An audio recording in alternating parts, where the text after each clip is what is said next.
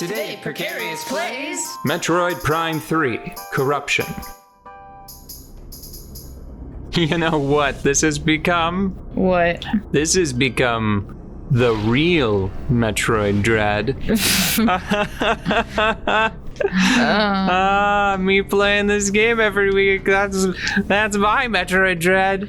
You know what I'm saying? Yeah, I never thought that would be the case.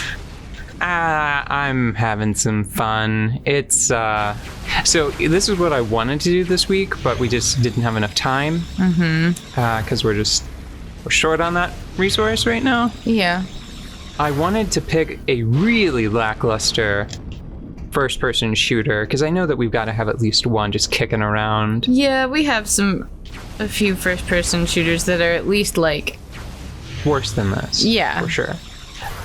So my hope was that we could spend 20 minutes or half an hour or so playing something that was really kind of poopy. Yeah, just clearing out goons. Yeah, and it's like, this isn't great, is it? And then we would play this, and it would feel like such a relief, you know? Mm-hmm.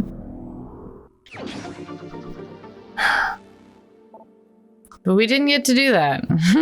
Nope. You know what we should have done? You know what would have fixed me right up? What? We should have played the original Left 4 Dead, but single player. Oh yeah, that's extremely poopy. Yeah, because the whole point of that game. That's the poopest. Yeah. Looking back, yeah, I can't believe how much Left 4 Dead I played. I can't either, because I think that whenever you were mostly playing it with me, and when you were, I'm pretty sure we were playing in the not very good local split screen. Yeah, we were. So that, honestly, I'm shocked at how much local split screen we collectively tolerated together for the 360, just because it was always kind of like, I think it felt like an acceptable experience at the time for me, because we did that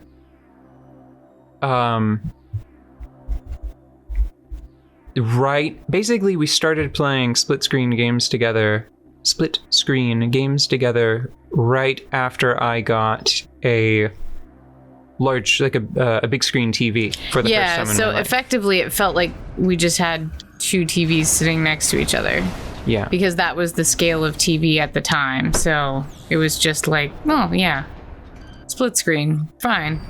I don't know, I would still play the heck out of split screen. I mean, I'm not even joking. I think for me, couch co-op is something that I miss so much. I miss the good big games having the couch co-op. Because, it's not like you can't find couch co-op. I mean, the Switch is basically... You can snap bits off like a Kit Kat bar. Yeah, and just play with your friends, right? Yeah. But I miss... Didn't we beat Gears of War and Gears of War 2? Yes.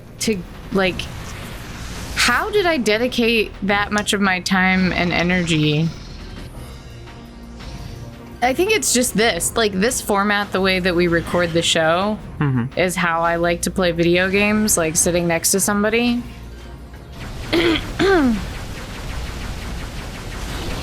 I just miss when we would both be playing. There's a game that I wanted to play with you that's available on the Switch. I want to play Snipper Clips with you. What on earth is Snipper Clips? I have shown you before. It's too cute for me to have not shown it to you. Yeah. You and your co-op friend, you both play a very emotive little piece of paper. And the whole deal is that you can snip and clip them into different shapes for the purposes of overcoming assorted and sundry trials. Mm-hmm. That sounds freaking adorable. It is. It's cute, and it was like fashionable to play in this format when it came out. I'm pretty sure it was like partially designed around it because it had so much kind of like more character than was strictly necessary to just sort of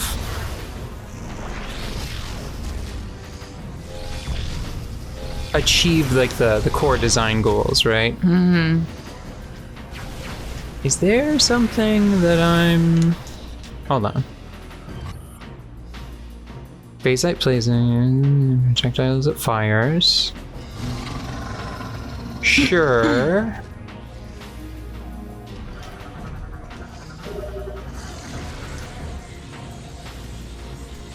Okay.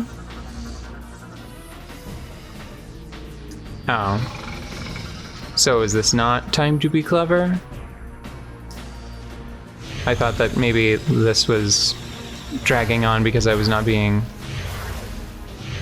clever about things, but it looks like, I don't know, maybe this enemy is just kind of basic. Well, I mean, it's another Berserker Lord. This is the same thing that we fought in the hangar near the start of the game. Yeah. But it's going really slowly, and I keep wondering, like, am I supposed to target the little backpack that it has? Ooh. No, I guess it was just taking a while. Yeah. You know, one of the most frustrating and my favorite parts of a lot of the Zelda games I've played is the Devil's Volley situation. Yeah. It's super fun. I think that maybe they just wanted to give you an opportunity to do that. Mm-hmm. Because you saw how quickly I wiped it out once its plate was gone with hyper mode. Yeah. Do you remember how fun Little Big Planet was? You say that like it would no longer be true, and I take offense to that because I'm pretty sure if we were to play Little Big Planet today, it would still be good. In fact, I bet the greatest game that has ever been made in Little Big Planet has now been made and is just waiting for someone to find it. So, what I'm saying is, Little Big Planet might actually be better today than it was before. That's crazy to think about. I just had, like, a flashback to Little Big Planet 2, which was much less fun.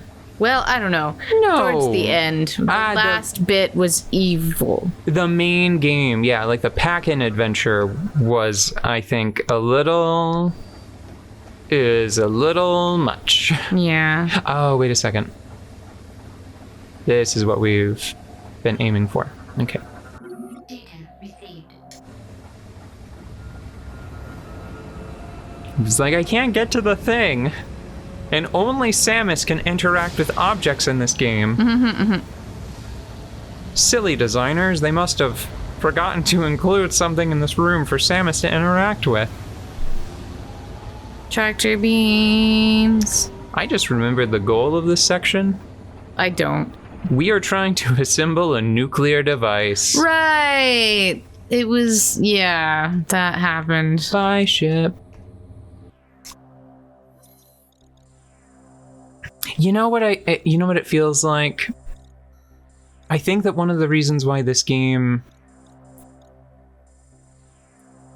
why it's easy to dwell on the negative aspects. I think that might be because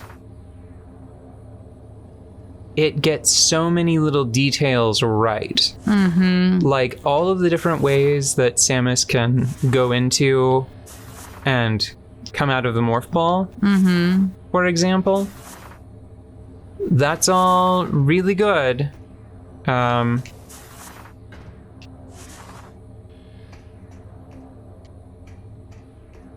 But it feels like, you know, I think that Metroid Prime 3... Here, let me hit you with the thesis, and then we can come back, and I'll give, like, the seminar tomorrow. So my thesis is that, like a lot of, well, no, I'm gonna,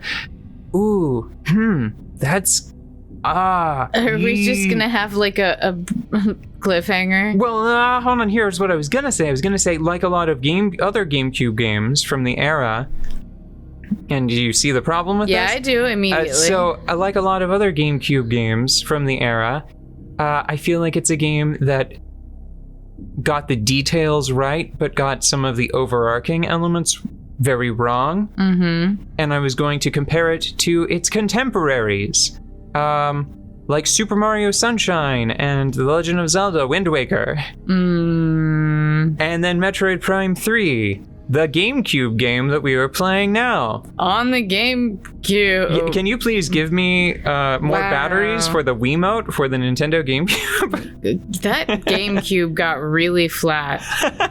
Like somebody stomped it. Yeah, it feels like a misnomer, honestly.